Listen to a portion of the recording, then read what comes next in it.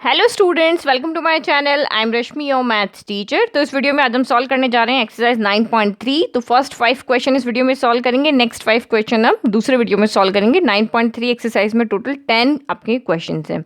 तो first question is out of 2 concentric circles the radius of the outer circle is 5 centimetre and the chord AC of length 8 centimetre is a tangent to the inner circle. Find the radius of the inner circle. तो figure आपको खुद से draw करना है। आपको सबसे पहले क्या कहा कि 2 कॉन्सेंट्रिक सर्कल है। तो कॉन्सेंट्रिक सर्कल का मतलब क्या हो गया? सेम रेडियस से बनने वाले सर्कल। तो ये इस सर्कल की रेडियस भी ये है और इस सर्कल की सेंटर पॉइंट भी है और सर्कल का सेंटर पॉइंट भी है। यानी एक ही सेंटर से बनने वाले सर्कल को हम कॉन्सेंट्रिक सर्कल कहते हैं। The radius of the outer circle is 5 centimetre. तो ये जो बाहर वाला सर्कल है ना, इसकी रेडियस 5 सेंटीमीटर है। And the chord AC of length 8 centimetre is tangent to the inner circle. तो हम यहाँ पे क्या कह रहे हैं कि आई कॉर्ड है, यानी कि आउटर सर्कल की कॉर्ड होगी जो इनर सर्कल की यहाँ पे क्या होगी? टेंजेंट होगी। ऐसे ही बनेगा। तो अब यहाँ पे देखो हम फिगर बना रहे हैं। तो ये हमने यहाँ पे कॉर्ड आपको ड्रॉ करनी। कॉर्ड आप ऐसे भी ड्रॉ कर सकते हो, ऐसे भी कर सकते हो, ऐसे भी कर सकते हो, लेकिन आपको ऐसे ड्रॉ करनी है कॉर्ड कि वो आउटर सर्कल की तो कॉर्ड हो और इनर सर्कल की वो टेंजेंट है। तो वो इसी तरीके से ड्रॉ होगी। तो ये आपका A पॉइंट हो गया, ये आपका C हो गया। जहाँ टच कर रही है उसको हमने B ले लिया। और आपको क्या कहा है? आउटर सर्कल की रेडियस 5 सेंटीमीटर है। तो हम रेडियस किधर भी बना सकते हैं, लेकिन फिगर बिल्कुल वैसा बनाना है कि हम उससे कुछ आंसर मिले। तो हम यहाँ पे O को क्या करते हैं? A से ज्वाइन कर देते हैं। तो ये इसकी रेडियस हो गई, ठीक है। ये हमारी ट्राइंगल जैसा शेप हो गया। ये हमारी हो गई यहाँ पे 5 सेंटीमीटर की। Tangent to the find the radius of the inner circle. अब हमें क्या करना है? यहाँ पे इनर सर्कल की रेडियस को फाइंड करना है। तो एक बात आप यहाँ पे सोचो कि जब हम सेंटर से टेंजेंट पे एक लाइन ड्रॉ करते हैं तो वो इस सर्कल की रेडियस होगी, इनर वाले सर्कल की। तो वो यहाँ पे क्या करेगी? वो कॉर्ड को क्या करेगी? बाइसेक्ट करती है। टेंजेंट पे तो क्या होती है? परपेंडिकुलर होती है। ओके तो अब मैंने जैसे यहाँ पे ये रेडियस ड्रॉ करी। अब देखो ये परपेंडिकुलर भी होगी और बाइसेक्ट भी करेगी। तो 2 रीजन है। परपेंडिकुलर इसलिए होगी क्योंकि टेंजेंट पे परपेंडिकुलर होती है। ये रेडियस हमेशा टेंजेंट पे क्या होती है? परपेंडिकुलर होती है। लेकिन रेडियस ये है, सेंटर से आप जो भी लाइन ड्रॉ कर रहे हो यहाँ पे, इसके लिए तो वो रेडियस नहीं है। आउटर सर्कल के लिए तो वो रेडियस नहीं है। लेकिन हम सेंटर से कॉर्ड पे, इस आउटर वाले सर्कल की कॉर्ड पे अगर यहाँ पे परपेंडिकुलर हो रहा है, हमने इस पे एक सेंटर से कोई लाइन ड्रॉ की है और अगर वो कॉर्ड पे परपेंडिकुलर है तो वो उस कॉर्ड को बाइसेक्ट करती है। 2 चीजें, एक ही चीज के यहाँ पे 2 पॉइंट हो रहे हैं कि ये हमने जो यहाँ पे OB ड्रॉ किया है वो AC पे परपेंडिकुलर भी है और इसको बाइसेक्ट भी कर रहा है। मतलब ये एंगल 1 है वो आपका यहाँ पे 90 डिग्री भी है और AB इक्वल टू आपका यहाँ पे BC भी है। तो ये दोनों अलग अलग रीजन से। एंगल 190 क्यों है? तो क्योंकि इनर सर्कल की वजह से, क्योंकि इनर सर्कल की AC टेंजेंट है और रेडियस और टेंजेंट के बीच में 90 डिग्री का एंगल होता है। तो इस वजह से एंगल 190 है। और बाइसेक्ट क्यों कर रही है? तो बाइसेक्ट इसलिए कर रही है क्योंकि ये आउटर वाले सर्कल की कॉर्ड है और अगर हम सेंटर से एक लाइन अगर कॉर्ड पे ड्रॉ करते हैं और अगर वो लाइन उसके ऊपर 90 डिग्री का एंगल बना रही है, अगर वो लाइन OB इसके ऊपर परपेंडिकुलर है तभी वो उसको बाइसेक्ट करेगी। अदरवाइज वो अगर मैं ऐसे बना दूं तो वो बाइसेक्ट नहीं करेगी। अगर वो स्ट्रेट है, परपेंडिकुलर है, 90 डिग्री का एंगल बना रही है तभी वो उसको बाइसेक्ट करेगी।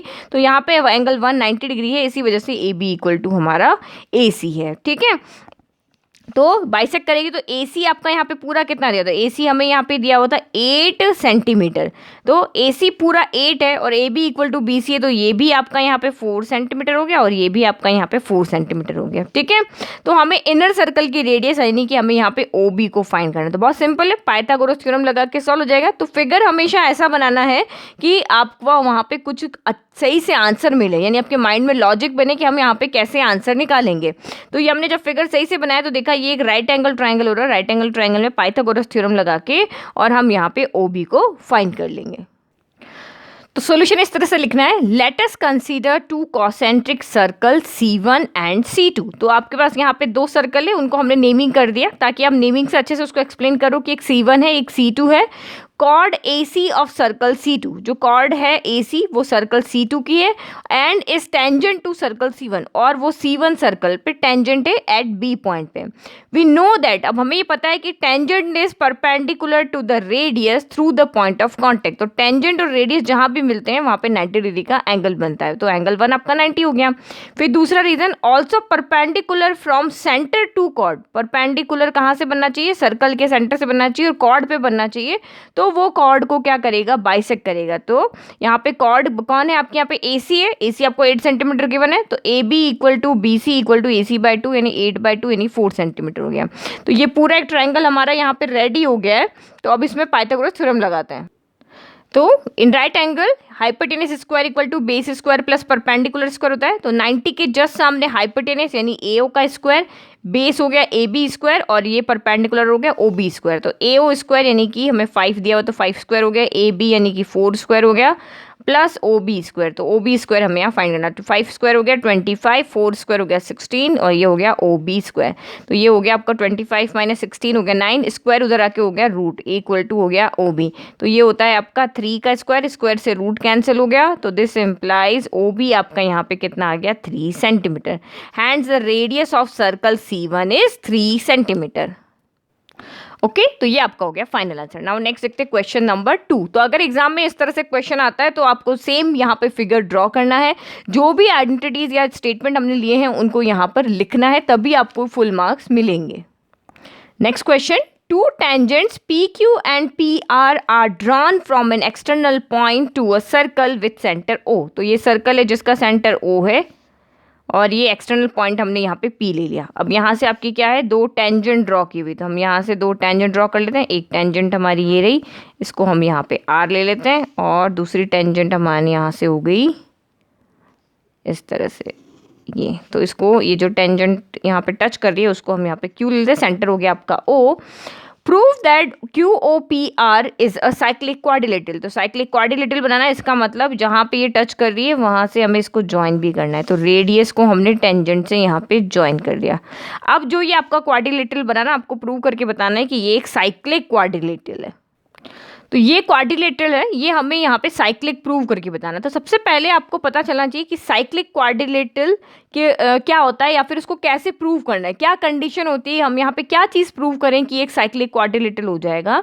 तो वो क्वाड्रिलेटरल साइक्लिक क्वाड्रिलेटरल होता है जिसके अपोजिट एंगल्स का सम 180 हो, या अपोजिट एंगल सप्लीमेंट्री हो, यानी कि angle R plus angle Q आपका 180 होना चाहिए, और angle P plus angle O आपका यहाँ पे 180 होना चाहिए। अगर ये कंडीशन यहाँ फुलफिल होती है तो ये साइक्लिक क्वाड्रिलेटरल है, अदरवाइज ये साइक्लिक क्वाड्रिलेटरल नहीं है। तो आपको क्या प्रूव करना होता है? If a pair of opposite angles of a quadrilateral is supplementary then the quadrilateral is, आपका यहाँ पे क्या हो जाएगा? साइक्लिक क्वाड्रिलेटरल हो जाएगा। तो यहाँ पे देखो, फर्स्ट थिंग जो हमें यहाँ पे पता है कि रेडियस और टेंजेंट के बीच में कितने डिग्री का एंगल बनता है? 90 डिग्री का। तो ये एंगल हमारा 90 है, और ये भी एंगल हमारा यहाँ पे 90 है। तो ये तो प्रूव हो गया। Angle R plus angle O आपका 90 प्लस 90 180 हो गया। तो एक पेयर तो हमारा प्रूव हो गया। बस हमें angle P plus angle O भी आपका यहाँ पे क्या करना है? 180 डिग्री प्रूव करके बताना है। तो ये प्रूव हो गया तो साइक्लिक हो जाएगा। सिंपल क्वेश्चन है। तो सबसे पहले क्योंकि प्रूव दैट है तो गिवन टू प्रूव हमें यहाँ पे लिखना पड़ेगा। तो given tangent PR and PQ from an external point P to a circle with centre O। हमें एक सर्कल दिया हुआ है जिसका सेंटर O है, और PR और PQ वहाँ पे 2 टेंजेंट है। हमें प्रूव करना है क्वाड्रिलेटरल QORP इज साइक्लिक। ये हमने यहाँ से लिखा कि क्या हमें प्रूव करना है? QORP is a cyclic quadrilateral. फिर प्रूफ, नाउ यहाँ से हमारा प्रूफ स्टार्ट होता है। तो since RO is a radius, RO यहाँ पे क्या है? रेडियस है, एंड PR एक टेंजेंट है, ठीक है, और दोनों R पॉइंट पे यहाँ पे मिलते हैं।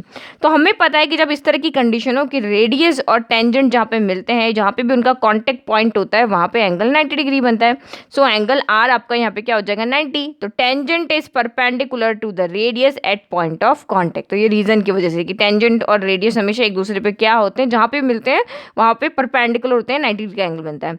तो सिमिलरली एंगल Q भी आपका यहाँ पे 90 डिग्री हो जाएगा। तो यहाँ पे हियर आपका क्या हो गया? Angle R plus angle Q equal to 90 degree plus 90 degree equal to 180 degree हो गया। तो एक पेयर तो हमने यहाँ पे प्रूव कर दिया कि ये R प्लस Q आपका सप्लीमेंट्री हो गया। अब हमें P प्लस O भी करना है। तो हम इस क्वाड्रिलेटरल के अंदर एंगल सम प्रॉपर्टी लगा लेते हैं। हमें ये दो एंगल पता है, अगर हम सॉल्व करेंगे तो दो एंगल आ जाएंगे।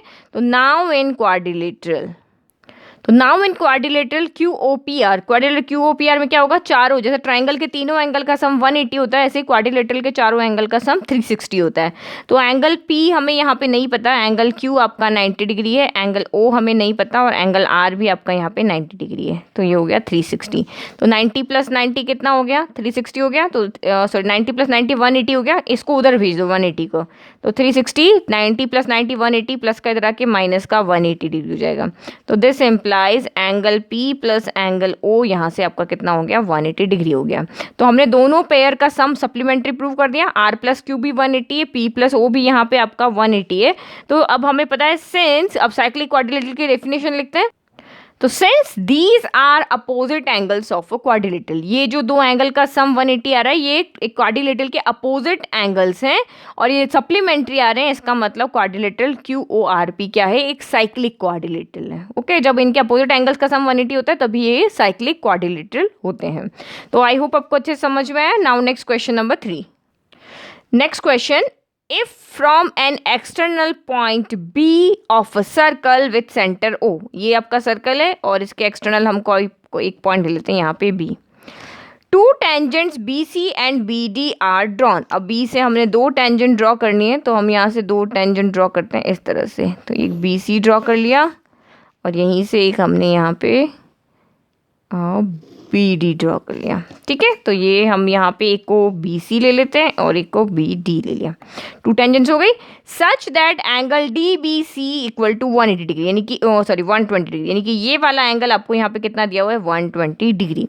Prove that BC + BD equal to BO। हमें यहाँ पे क्या प्रूव करना है, तो हमें BO को भी ज्वाइन करना है। तो BO को भी हम यहाँ पे ज्वाइन कर लेते हैं।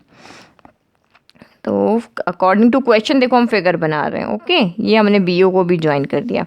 तो that is BO equal to 2BC। हमें यहाँ पे क्या प्रूव करना है, ये जो BO है या ये जो साइड है BO, ये इस साइड और इस साइड के सम के इक्वल है, या फिर जो BO है वो यहाँ पे BC का डबल है। इस वाले ट्राइंगल को हम देखते हैं तो BO जितना भी है, BC अगर यहाँ पे 2 है तो 2 2 ज़ा 4, ये आपकी 4 होगी।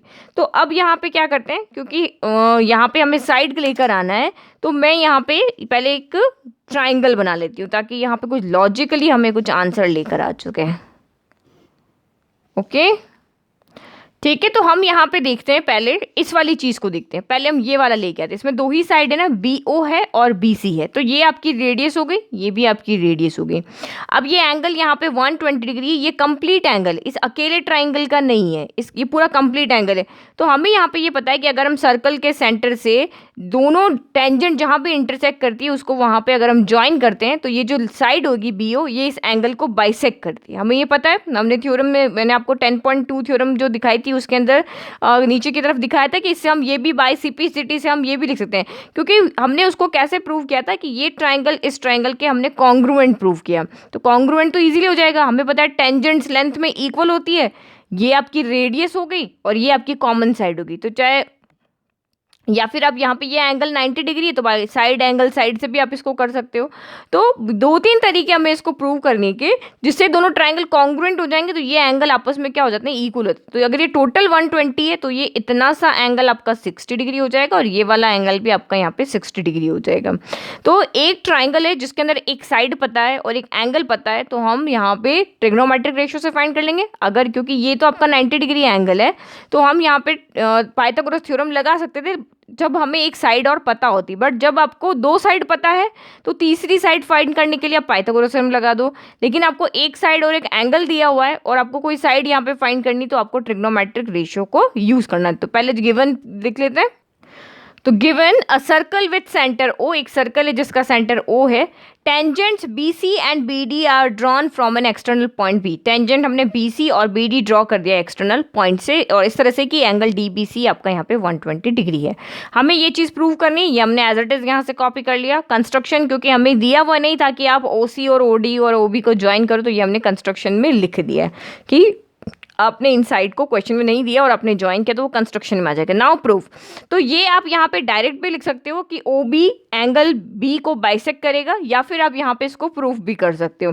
तो मैं इस वाले क्वेश्चन में आपको प्रूफ करके बताती हूँ, या चाहे तो डायरेक्ट लिख लो स्टेटमेंट के फॉर्म में, या फिर आप उसको प्रूव करके भी यहाँ पे शो कर सकते हो। अगर 4 मार्क का क्वेश्चन आता है या 3 मार्क का क्वेश्चन आता है तो आप उसको प्रूव करके ही दिखा दो। ठीक है, तो कौन कौन से triangle, in triangle O B C and triangle O D B ले लिया, ये दोनों ट्राइंगल में। अब देखो सबसे पहले जो कॉमन है दोनों के लिए वो रेड लाइन मैंने बना रखी है, O B equal to O B, दोनों ही ट्राइंगल में ये साइड यहाँ पे कॉमन है तो इक्वल ही होगी।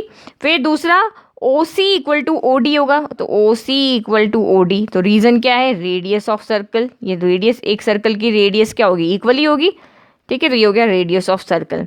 फिर हमें पता है टेंजेंट्स भी लेंथ में इक्वल होती है, तो बी सी इक्वल टू आपका बी डी हो गया। चाहे आप ये ले लो, चाहे आप ये 90 डिग्री एंगल ले लो, कुछ भी ले सकते हो। यहाँ पे हमें पता है कि रेडियस और टेंजेंट के बीच में 90 डिग्री का एंगल बनता है, तो 90 भी ले सकते हो। तो अलग अलग कॉन्ग्रुएंसी यहाँ पे आपकी, यहाँ एस एस एस लग रहा है, अगर मैं यहाँ पे ये ओ बी, मैंने ओ बी ले लिया, ओ सी ले लिया और एक 90 डिग्री एंगल लिया, तो आर एच एस कॉन्ग्रुएंसी भी यहाँ पे लग सकती थी।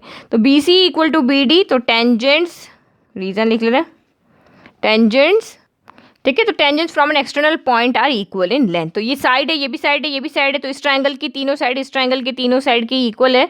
तो this implies by side side side congruency से क्या हो जाएगा, triangle O B C is congruent to triangle O D B, दोनों ट्राइंगल कॉन्ग्रुएंट है। Therefore by C P C T से आपका यहाँ पे क्या हो जाएगा, इसको एंगल 1 कर देते हैं, इसको एंगल 2 कर देते हैं, एंगल 1 इक्वल टू एंगल 2, और ये क्या हो जाएंगे, एंगल बी का हाफ हो जाएगा। 1 और 2 इक्वल है, इसका मतलब ये इसकी जितना भी एंगल है उसका हाफ हो जाएगा, यानी 120/2, यानी कि हो जाएगा 60 डिग्री हो गया। तो ओ बी सी, तो देयरफॉर एंगल 1 आपका यहाँ पे हो गया 60 डिग्री। तो अब हमें यहाँ पे क्या करना है, हमने ये बता दिया यहाँ पे 60 डिग्री, इतना ना करके आप सीधा स्टेटमेंट से भी यहाँ पे लिख सकते हो। तो अब हम यहाँ पे ये चीज़ लेकर आए, हमें ओ बी और बी सी चाहिए, इसको प्रूव करना है ना आपको यहाँ पे, तो ओ बी और बी सी चाहिए। तो ओ बी आपकी ये वाली साइड हो गई और बी सी आपकी ये वाली साइड हो गई, यानी अगर हम इस ट्राइंगल को देखते हैं तो 90 के जस्ट सामने क्या होता है, हाइपोटेनिस होता है, और एक्यूट एंगल जहाँ भी बन रहा है वो आपका यहाँ पे बेस होता है। एक्यूट एंगल जैसे देखो ये वाला ट्राइंगल है, मैं इसी ट्राइंगल को वापस बनाती हूँ, तो ये 60 डिग्री का एंगल कहाँ बन रहा है, ये 60 डिग्री का एंगल बन रहा है आपका बी पॉइंट पे, तो बी ये वाली साइड बेस पे आएगी। फिर आपका यहाँ पे हाइपोटेनस कौन है, ओ बी, तो ओ यहाँ पर आएगा, और सी 90 डिग्री है तो यहाँ पे रहेगा। तो इसमें हमें दिया हुआ क्या है, ओ सी हमें दिया हुआ है वो आर है, और यहाँ पे बी सी, हमें रिलेशन किस किस के बीच में चाहिए, हमें ओ बी और बी सी के, यानी कि बेस और हाइपोटेनस के बीच में हमें यहाँ पे रिलेशन चाहिए। तो बी अपॉन एच क्या होता है, कॉस थीटा होता है आपका यहाँ पे B upon H, P upon H होता है sine, P B P sine cos, cos theta हो गया बी अपॉन एच। तो थीटा की जगह वैल्यू तो कॉस 60 डिग्री, बेस आपका यहाँ पे कौन है, बी सी, और हाइपोटेनस यहाँ पे आपका कौन है, ओ बी। तो दिस इम्प्लाई कॉस 60 होता है आपका 1/2, तो 1/2 equal to B C upon O B हो गया। क्रॉस मल्टीप्लाई करो, तो cross multiply O B into 1 O B हो गया, और 2 into B C 2 B C हो गया। तो फर्स्ट पार्ट हमारा यहाँ पे प्रूव हो गया, O B equal to 2 B C, तो O B equal to 2 B C हो गया। ठीक है, ये तो हमारा हो गया first part. Now second part हमें यहाँ पे प्रूव करते हैं। सेकंड पार्ट में हमें क्या प्रूव करना है, B C plus B D equal to O B, ये हमें प्रूव करना है। ठीक है, ये चीज़ हमें यहाँ पे प्रूव करनी है। ओ बी को तो कुछ करना ही नहीं है, ओ बी को तो हम एज इट इज रन लेते हैं, और O B equal to 2 B C है, ये हमें पता है फ्रॉम फर्स्ट है। तो इसको हम क्या लिख सकते हैं, O B equal to 2 of B C है, तो B C plus B C लिख सकते हैं।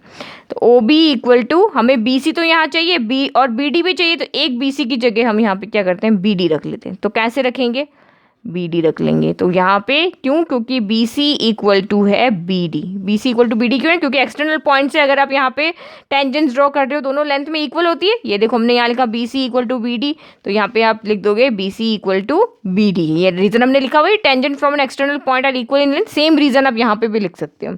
तो ये भी हमने यहाँ पे क्या कर दिया, प्रूव कर दिया। तो आप क्या लिखोगे, हैंस प्रूव्ड। ठीक है, नहीं तो आप इसको कोई नंबर दे दो, यहाँ पे नंबर से लिख लो, ये इसको फर्स्ट नंबर दे दो, यहाँ से नंबर लो, इसको सेकंड कर दो, तो यहाँ पे फ्रॉम सेकंड कर दो। तो यहाँ पे आप ऐसे भी लिख सकते हो, फ्रॉम फर्स्ट से भी लिख सकते हो कि फर्स्ट से हमने यहाँ पे B C equal to B D रख दिया। ठीक है, इजी क्वेश्चन था, तो ये हमने यहाँ पे इसको प्रूफ करके बता दिया। इतना आप नहीं भी प्रूफ करोगे तब भी चलेगा, सीधा आप लिख सकते हो we know that the line from centre to the external point bisect the angle, और इस करके भी इसको यहाँ पे लिख सकते हो। ठीक है, और उसके बाद सीधा आपको तो यहाँ पे ये चीज़ यहाँ पे लिख देना, ये angle 1 equal to angle 2 find कर लेना और ये चीज़ इसको प्रूव कर देना। नाउ नेक्स्ट देखते question number 4। Next question number 4. Prove that the center of a circle is O, touching two intersecting lines. Touch करना मीन्स यहाँ पे टेंजेंट की बात है। ये सर्कल किसको कर रहा है? टच कर रहा है टू इंटरसेक्टिंग लाइंस। तो लाइंस कब इंटरसेक्ट करती है? जब वो एक दूसरे पे स्लोप में हो। अगर दो लाइन पैरेलल होगी वो कभी इंटरसेक्ट नहीं कर रही है। तो ये जो आपका सेंटर ऑफ सर्कल है, जहाँ पर भी दो लाइन इंटरसेक्ट कर रही है उस लाइन को ये वहाँ पे टच कर रहा है। Lies on the angle bisector of the line. और ये जो आपका यहाँ पे ये जो लाइन होगी, यानी जो ये हम लाइन जो ड्रॉ करेंगे, अब यहाँ देखो एक बार कंफ्यूज होने वाली बात नहीं है, हम दो लाइन इस तरह से ड्रॉ करते हैं कि वो दोनों आपस में इंटरसेक्ट कर रही है। तो मैं यहाँ पे पॉइंट ले लेती हूँ टी। तो इस टी पे ये दोनों लाइन क्या कर रही है? दो लाइन इस तरह से इंटरसेक्ट कर रही है। तो जब वो लाइन इंटरसेक्ट कब करेगी? जब वो इसकी टेंजेंट होगी।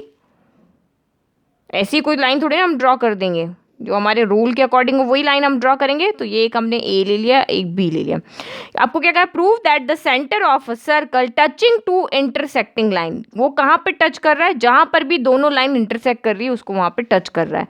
तो ये हमने कहा कि वो तो टी पॉइंट पे टच कर रहा है। ठीक है, और किस तरह से टच कर रहा है कि वो यहाँ पे जो भी एंगल बन रहा है उसको वो बाइसेक्ट कर रहा है। Intersecting lines lies on the angle bisector of the line. यानी कि ये जो ओ टी है, एक्चुअल में हमें इस क्वेश्चन में क्या प्रूव करना है कि ये जो ओ टी है वो यहाँ पे इन एंगल को, जितना भी एंगल यहाँ पे बन रहा है उसको बाइसेक्ट कर रहा है।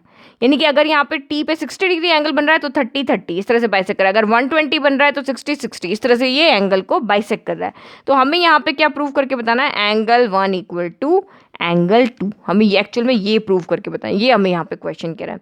तो बहुत सिंपल है, अभी जस्ट हमने ऊपर प्रूव किया था, साइड से हमने इसको कॉन्ग्रुएंट प्रूव कर दिया था और बाई CP/CT से हमारे ये एंगल क्या हो गए थे? इक्वल हो गए थे।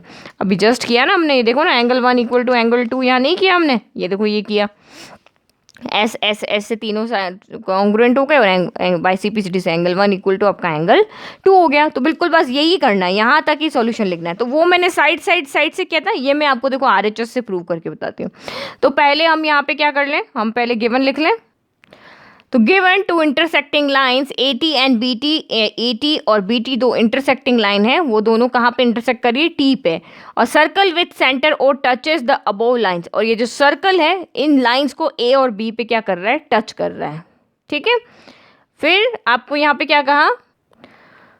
क्या प्रूव करना है कि OT बाइसेक्ट एंगल ATB। ये हमें प्रूव करना है कि ये जो OT लाइन है वो AT एंगल को बाइसेक्ट कर रही है। यानी कि हमें यहाँ पे क्या प्रूव करना है? दैट इज हमें प्रूव करना है एंगल 1 इक्वल टू एंगल 2।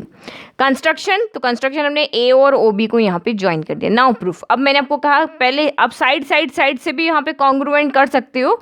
मैं यहाँ पे इसको RHS से कर रही हूँ। तो मुझे पता है ये वाला एंगल और ये वाला एंगल यहाँ पे 90 डिग्री होता है। तो angle A equal to angle B यहाँ पे क्या होता है? 90 डिग्री होता है। तो रीजन लिख लें, हियर OA इज रेडियस। इसको दूसरे वाले को हम सिमिलरली करके कर देंगे। OA is radius and AT is tangent.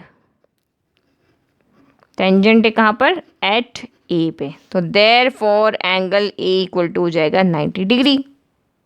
तो tangent is perpendicular to the radius at the point of contact. तो सिमिलरली आपका एंगल B भी यहाँ पे क्या हो जाएगा? 90 डिग्री। बस अब हमने एंगल कर दिया, तो अब हम यहाँ पे देखते दोनों ट्राइंगल लेते हैं। नाउ इन ट्राइंगल, तो दोनों ट्राइंगल में हमने AOT और BOT यहाँ पे ट्राइंगल ले लिए। तो angle A equal to angle B हो जाएगा, बोथ 90 डिग्री। OT आपका यहाँ पे कॉमन हो जाएगा। ठीक है, ये जो आपका हाइपोटेनस है ना दोनों ट्राइंगल का, वो कॉमन हो गया, वो इसका भी है और इसका भी है। और एक साइड ले लो, चाहे तो आप टेंजेंट वाली ले लो, चाहे आप रेडियस वाली ले लो, कोई भी यहाँ पे ले सकते हो। मैंने रेडियस ऑफ सर्कल ले लिया क्योंकि RHS में ऐसा कोई रूल नहीं कि एंगल बीच में होना चाहिए, कुछ होना चाहिए। एक राइट एंगल होना चाहिए, एक side.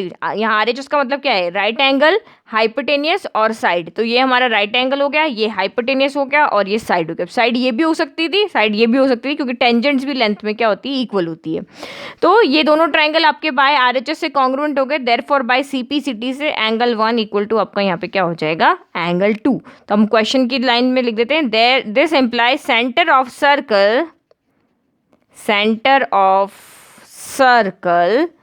O lies on the angle bisector of angle T। इसका मतलब यहाँ पे क्या हो रहा है, ये जो OT है वो एंगल बाइसेक्टर के ऊपर लाइज कर रहा है। ये जो पॉइंट है ना वो एंगल बाइसेक्टर है, यहाँ पे एंगल को डिवाइड कर रहा है। तो ये सेंटर ऑफ सर्कल वो lies on the angle bisector of angle T हो गया। नाउ लास्ट क्वेश्चन देखते हैं इस वीडियो का। क्वेश्चन इज इन फिगर आपको क्वेश्चन में यहाँ पे गिवन है, AB and CD are common tangents to circles of unequal radii. तो AB और CD दोनों सर्कल की क्या कॉमन टेंजेंट है, वो इसकी भी टेंजेंट है, क्योंकि वो ये जो लाइन है AB ये बड़े वाले सर्कल को A पॉइंट पे टच कर रही है और छोटे वाले सर्कल को B पॉइंट पे टच कर रही है। तो दोनों की टेंजेंट हुई, एज इट इज CD भी दोनों की टेंजेंट हुई of unequal radii. Unequal radius मतलब दो सर्कल हैं लेकिन अलग अलग रेडियस है। इसकी रेडियस अगर 5 सेंटीमीटर तो इसकी रेडियस 3 सेंटीमीटर है। प्रूव दैट, अब हमें यहाँ पे प्रूव करना है कि AB और CD टेंजेंट्स इक्वल है। तो देखो आपने अभी तक जो क्वेश्चन करे थे उसमें क्या होता था, एक ही एक्सटर्नल पॉइंट से 2 टेंजेंट ड्रॉ होती थी तभी वो लेंथ में इक्वल होती थी। अब यहाँ पे इनका कोई एक्सटर्नल पॉइंट तो है ही नहीं, ये तो दोनों सर्कल पे क्या टच कर रही है, तो हम इनके लिए नहीं कह सकते इस थ्योरम से कि वो इक्वल होगी। अगर कोई एक एक्सटर्नल पॉइंट हो जहाँ से ये टेंजेंट इस तरह से ड्रॉ हो रही हो तब तो हम कह दें कि वो इक्वल होगी, क्योंकि किसी एक एक्सटर्नल पॉइंट से जो 2 टेंजेंट ड्रॉ कर रहे हैं वो दोनों सर्कल के ऊपर टच कर रही है, दोनों सर्कल की टेंजेंट है, तो अब तो वो लेंथ में इक्वल होगी। तो यहाँ पे कंस्ट्रक्शन करना है, इसीलिए मैंने यहाँ पे फिगर फिर से बनाया। तो मैं यहाँ पे कर सकती हूँ कंस्ट्रक्शन से, मैं इस टेंजेंट लाइन को यहाँ और आगे बढ़ाती हूँ, इतना आगे बढ़ाती हूँ कि दोनों आपस में मिल जाए और मुझे एक एक्सटर्नल पॉइंट मिल जाए। तो मैंने यहाँ तक बढ़ा दिया और इसको भी मैं यहाँ पे थोड़ा आगे बढ़ा देती हूँ। तो देखो यहाँ पे ये मिल नहीं रही है, बट मैं इसको थोड़ा सा मोल्ड करके इस तरह से मिला देती हूँ, ठीक है। एक सेकेंड रुको। तो मैंने सर्कल को और छोटा कर दिया। अब देखो हम इन्हीं टेंजेंट्स को आगे और एक्सटेंड करते हैं। तो कहाँ तक एक्सटेंड करें, जब तक कि ये मिल नहीं जाती। तो मैंने इसको यहाँ तक बढ़ा दिया और इसको मैंने और आगे बढ़ा दिया। तो ये देखो इस तरह से, तो ये मिल गई। तो हमें यहाँ पे क्या मिल गया, एक एक्सटर्नल पॉइंट मिल गया। अब उसको हम यहाँ पे P पॉइंट नेमिंग कर देते हैं। अब हम कह सकते हैं कि टेंजेंट्स लेंथ में इक्वल होगी, ये AB था और ये CD था, ओके। तो ये एक्सटर्नल पॉइंट से अगर छोटे वाले सर्कल की टेंजेंट की बात करें तो PB इक्वल टू PD हो जाएगा, और अगर हम आउटर बाहर बड़े वाले सर्कल की बात करें तो PA इक्वल टू PC हो जाएगा, क्योंकि एक्सटर्नल पॉइंट अब इसके बीच में चाहे जितने भी सर्कल बना रहे हो, लेकिन इसके लिए तो एक्सटर्नल पॉइंट है जहाँ से 2 टेंजेंट्स बनी हुई है। तो PA इक्वल टू PC हो जाएगा और PB इक्वल टू PD हो जाएगा। अब हमें AB इक्वल टू CD करना है, तो हम PA में से PB को सब्ट्रैक्ट कर देंगे तो ये AB बच जाएगा, और PC में से PD को सब्ट्रैक्ट कर देंगे तो हमारा CD बच जाएगा। तो बहुत सिंपल क्वेश्चन है लेकिन लॉजिक वाला है, क्योंकि आपको यहाँ पे कंस्ट्रक्शन करना है। कंस्ट्रक्शन क्यों करना है, क्योंकि हमें जो थ्योरम पता है उसके अकॉर्डिंग एक एक्सटर्नल पॉइंट होना चाहिए जहाँ से टेंजेंट ड्रॉ होनी चाहिए। तो हमने एक एक्सटर्नल पॉइंट फाइंड करने के लिए यहाँ पे क्या कर दिया, एक कंस्ट्रक्शन कर दिया। नाउ पहले गिवन लिख लेते हैं। तो गिवन लिख लिया कि गिवन सर्कल को हमने नेमिंग कर दिया। बार बार बड़ा छोटा लिखने से अच्छा इसको नेमिंग कर दो। तो ये सर्कल C1 ले लिया, ये C2 ले लिया, इसकी रेडियस R1 ले ली, इसकी रेडियस R2 ले ली। तो circle C1 and C2 of radii R1 and R2 such that, आपको यहाँ पे दिया हुआ था ना कि अनइक्वल रेडियाई है, तो हमने इसकी रेडियस छोटी है, इसकी रेडियस बड़ी है, तो यहाँ पे इस तरह से हमने ड्रॉ किया कि R1 छोटा है R2 से। AB and CD are 2 common tangents, AB और CD दोनों की कॉमन टेंजेंट्स है। हमें AB equal to CD prove करना है, तो हमने कंस्ट्रक्शन किया कि AB और CD को P तक हमने यहाँ पे प्रोड्यूस किया। जब तक प्रोड्यूस किया तब तक कि दोनों आपस में मिल नहीं जाती। Now proof, we know that, अब हमें क्या पता है कि tangents from an external point to a circle are equal, कि किसी भी एक्सटर्नल पॉइंट से अगर आप सर्कल पे टेंजेंट ड्रॉ करते हो तो वो आपस में इक्वल होती है। तो दोनों सर्कल के लिए लिख लेते हैं, for circle C1, circle C1 के लिए टेंजेंट कौन है, तो PB इक्वल टू PD हो जाएगा।